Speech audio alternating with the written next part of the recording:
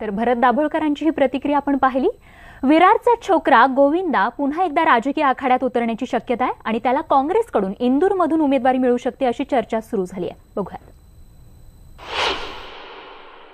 भोपाळमध्ये जाऊन त्यानं मुख्यमंत्री कमलनाथ यांची भेट घेतल्यानं राजकीय तर्कवितर्कांना ऊत आला।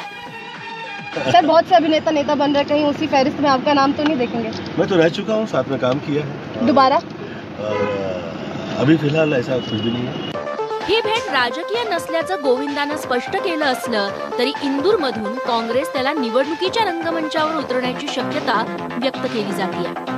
आधी इंदूरमधून सलमान खानच्या नावाची चर्चा होती, पण सलमाननं ती शक्यता फेटाळून लावल्यानं गोविंदाच्या नावाची चर्चा आहे।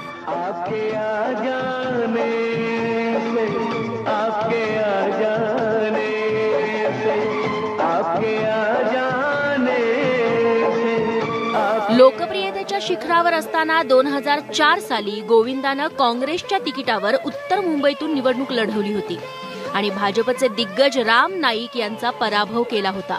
पण खासदार झाल्यानंतर ना त्यानं मतदारसंघाशी संपर्क ठेवला ना संसदेतली उपस्थिती गांभीर्याने घेतली। या मनमानीवरून तो टीकेचा धनी बनला, त्यामुळे तिथं गोविंदा कार्ड चालेल असा विश्वास काँग्रेसला असावा।